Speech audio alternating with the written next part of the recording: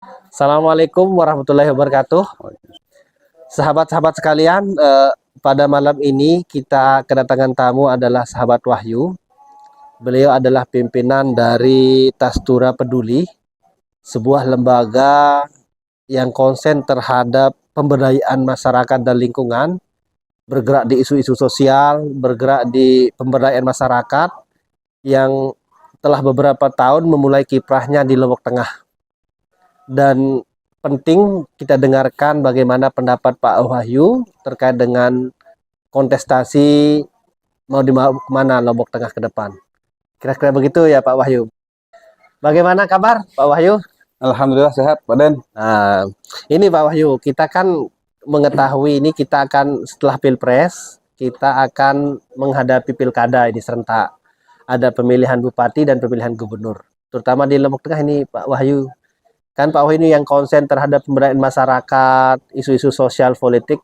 Bagaimana pandangan Pak Wahyu terkait dengan Pilkada yang akan dihadapi di Lombok Tengah? Oke, terima kasih sahabat Denny yang telah mengundang saya di acara apa namanya? Podcast Bincang Raos Politik Bukan Raos Caleg. Oke, terima kasih.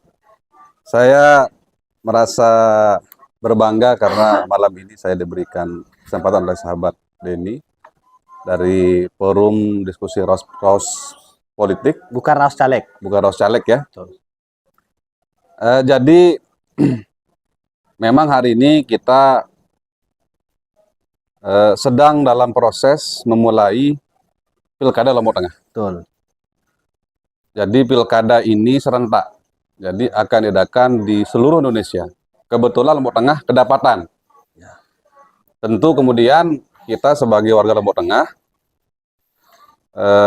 harus kemudian dengan cermat, dengan logis terlibat dalam Pilkada ini. Baik, baik.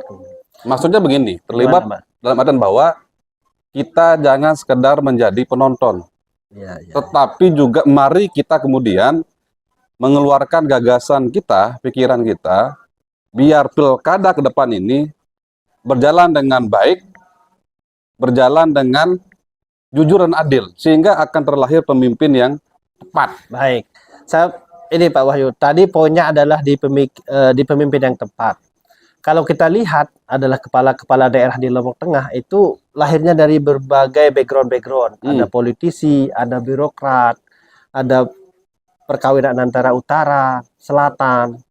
Nah, untuk tahun ini apa kira-kira yang cocok? Apakah lembaga Lombok Tengah ini dipimpin oleh seorang birokrat, seorang politisi murni, atau dari utara, dari selatan, dari mana itu Pak Wahyu? Iya Pak Den, jadi ini bukan persoalan siapa yang pantas tidak pantas ya. Tapi ini adalah persoalan bagaimana ke depan kita harus memastikan bahwa lahir pemimpin yang pro terhadap kondisi Lombok Tengah. Baik. Pro pada kondisi ekonomi, sosial, kesehatan, dan pendidikan. Berarti selama ini ada yang tidak pro ya? Namanya sebuah kepemimpinan sahabat Denny, tentu kemudian ada yang kurang, ada yang lebih. Baik.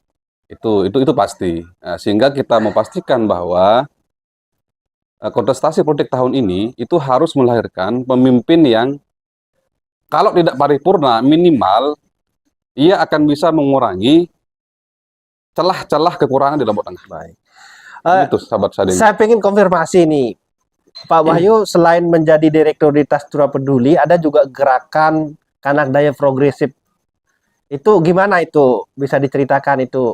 Apa itu langkah-langkah? Apakah memang langkah-langkah untuk membangun kesadaran bersama bahwa ternyata Dapil Kopang, Jana Pria, Batu Kliang Utara ini harus ada muncul calon atau bagaimana itu? Bisa diceritakan? Oke. Jadi lahirnya komunitas tersebut itu berangkat dari keresahan sebenarnya. Keresahan teman-teman pemuda yang sepertinya figur-figur utara ini kok tidak ada yang bermunculan di Lombok Tengah. Kok tidak ada yang kemudian serius. Kalau muncul mungkin banyak, tapi ketika berbicara pada keseriusan sangat minim. Jadi kami sebagai bagian dari Lombok Tengah di utara ini merasa terpanggil, merasa eh, merasa apa ya bahasanya, Bahwa kami merasa ada yang kurang, ada yang kurang. solidaritas ke Lombok Tengahan kita itu perlu dibangun, kita-kita Ya, begitu ya. kira begitu. Cuman begini sahabat Denny, ini bukan artinya kita ini ingin membangun gap ya, Iya. membangun Antara gap antara selatan. selatan dengan utara. Tetapi kita kemudian menginginkan bahwa Lombok Tengah ini ke depan harus dibangun berdasarkan prinsip keseimbangan dan keselarasan. Tapi faktanya memang tagline Mai Meres, tagline Dayan Kawat, Lauk Kawat itu kan memang sudah dari dulu itu ada pemisahan, ada dikotomi antara selatan dan utara, Pak Wahyu. Ya, Bagaimana pasti, Bapak melihat pasti, itu? pasti. Dikotomi ini sebenarnya adalah jawaban, sahabat Denny. Baik. Jawaban. Karena bicara Lombok Tengah, bicara wilayah yang dari ujung selatan itu ada Pantai Kute, di utara ada kaki Gunung Rinjani. Ya. Di sebelah timur ada wilayah Kopang, di sebelah barat ada wilayah Pringgerate atau Ya. Jonggat. Sebenarnya ini adalah wujud dari keinginan paslon kepala daerah untuk menyatukan Lombok Tengah begitu. sebenarnya. Baik, baik. Itu sebenarnya bahwa mereka ingin meyakinkan publik bahwa kami ini bersatu. Bersatu. Bersatu. Gitu, ya. Itu sebenarnya yang menjadi hajat mereka. Oke. Karena kalau kita munculkan satu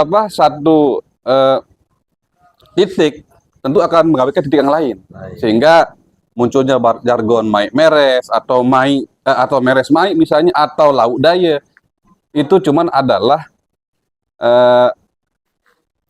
strategi politik. Baik.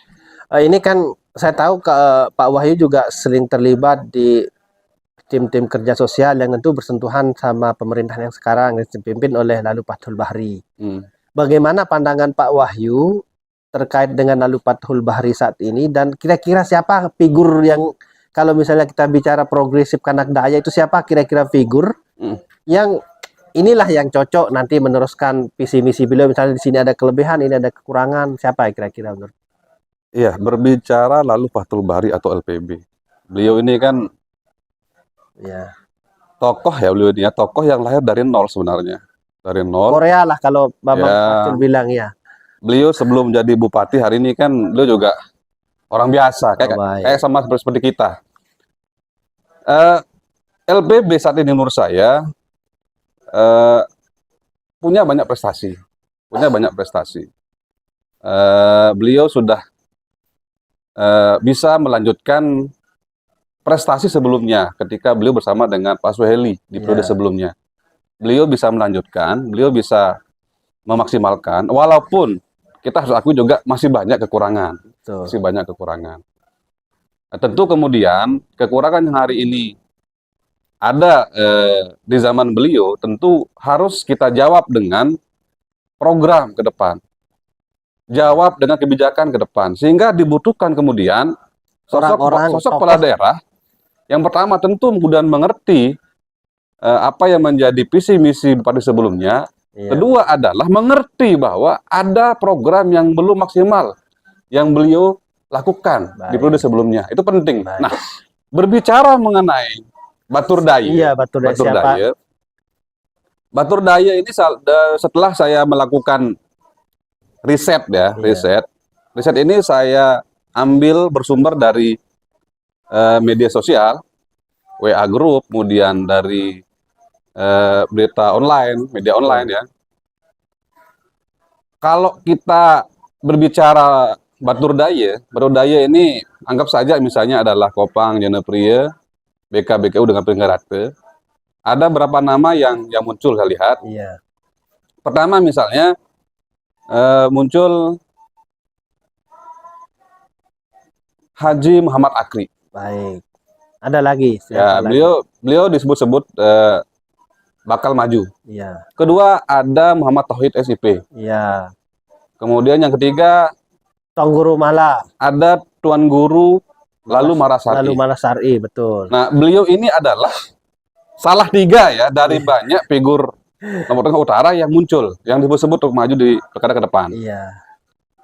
Tentu kemudian mereka disebut atau diwacanakan bukan tanpa alasan, Betul. bukan tanpa mereka memiliki basis dukungan Iya, yang kuat. jelas. Pasti mereka punya pertimbangan-pertimbangan. Iya. Begitu Pak Den. Nah, bagaimana peluang ini? Karena tadi kan kita bicara siapa orang terlibat. Peluang misalnya kita lihat tadi disebut ada Tuan Guru Lalu Mala. Ada gelar lalunya juga berpengaruh. Walaupun Pak Suhaili sebelumnya kita tahu tidak ada gelar lalu, tapi beberapa bupati-bupati sebelumnya ada lalu Suhaimi, ada lalu Ngoh, dan ada lalu Fathul Bahri sekarang. Bagaimana itu apakah akan masih kuat melekat atau peluang Batur Daya ini untuk duduk di singgasana nomor 1 di Lombok Tengah, Pak Wahyu? Masalah peluang saya pikir tetap ada. Iya. Tetap ada. Cuman sekarang kalau kita berbicara realistis, tentu kemudian dari banyak figur yang tadi kita sampaikan dan sebutkan, tentu karena ini adalah bicara politik, bicara pilkada, kita bicara siapa yang punya pasukan. Baik. Pasukan ini kan kita bisa katakan pertama pasukan politik, Iya. yaitu partai politik. Iya. Kedua adalah pendukung. Iya. Ya tentu kemudian kalau berbicara siapa yang paling berpeluang adalah mereka yang menjadi orang politik, orang partai politik, orang parpol. Siap. Kenapa? Karena besok yang terlibat di pilkada kan bukan masyarakat biasa, Iya. tetapi Modal mereka yang satunya. punya partai politik. Betul. Mereka harus kemudian bisa menembus minimal 20% jumlah kursi di parlemen. Baik. Nah, kalau misalnya kita membawa nama komunitas, ya nggak bisa lah. Betul. Kecuali kemudian mereka misalnya berpikir mengambil jalan independen, jalur independen, Dan itu baru bisa. untuk saat ini masih agak cukup berat lah. Untuk saat ini, saya lihat belum ada satu figur yang secara nyata dan pasti mengatakan akan memakai jalur independen. Belum ada. Baik. Memang pernah saya dengar beberapa waktu yang lalu ada yang mau menggunakan jalur independen. Betul. Tapi itu masih simpang siur. Ya. Itu mungkin dulu Pak Wahyu.